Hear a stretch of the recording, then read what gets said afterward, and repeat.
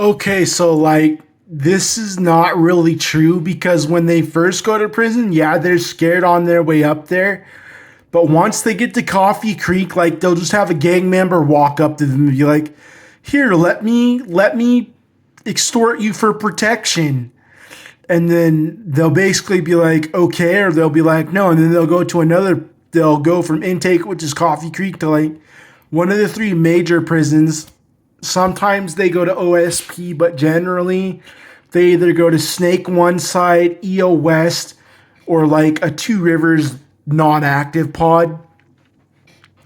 And like they'll be made to pay rent, but they'll be protected. And then like as they slowly learn that the gang members will protect them if they get taken off on by other inmates, then like yeah, they just get confident and they go in and out of prison on a revolving door of more offenses of rapes and like other crimes. Like there was this one dude, like I said in my other video that I saw in the news, like they were interviewing some people on the street that saw the crime he did.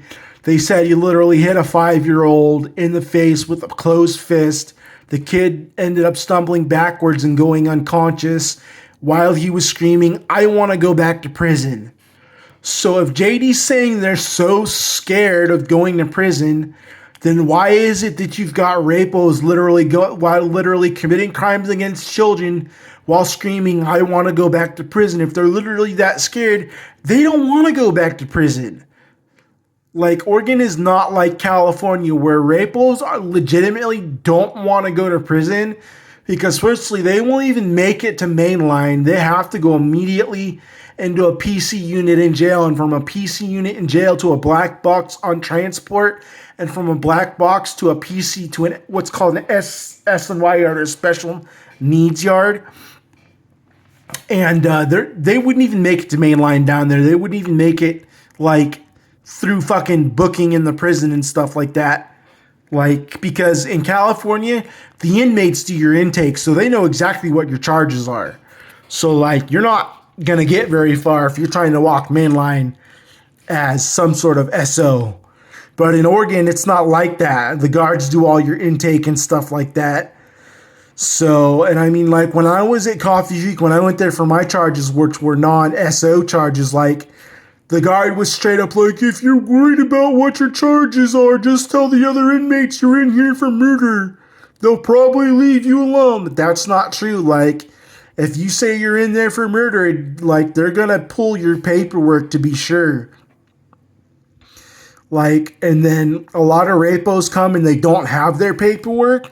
And so they'll make excuses like, "Oh, it burned up in a fire," or "My dog ate it." Those are two common inmate jokes about rapos not having their paperwork.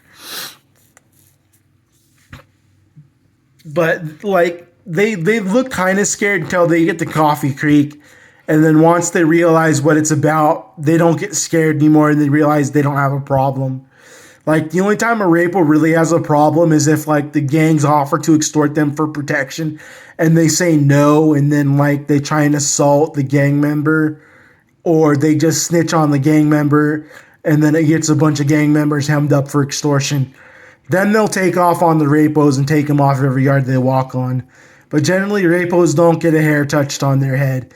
Like, proof in person, there was this rapo from my county that should have got his mandatory 30 years, but must have got Burgess in my county, the most lenient judge. And his judge was his lawyer was successfully able to argue in front of the judge that a 30-year sentence for his chomo charge, his diddling charge, which was the mandatory minimum, was unconstitutional. And the judge agreed, and so the judge only gave him 6 years in prison, 68 months, for beefing a 3-month-old. Like, that's messed up. And like, I saw him when he got out.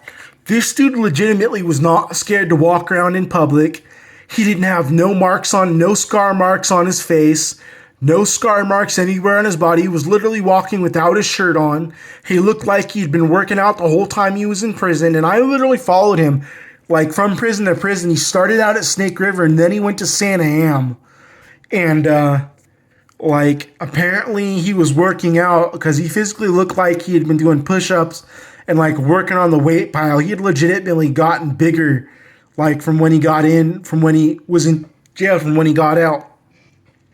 And what JD's lying about also is that jail in Oregon is harder than prison. Like, there's actual PC pods even in my county's jail, and my county jail is rule.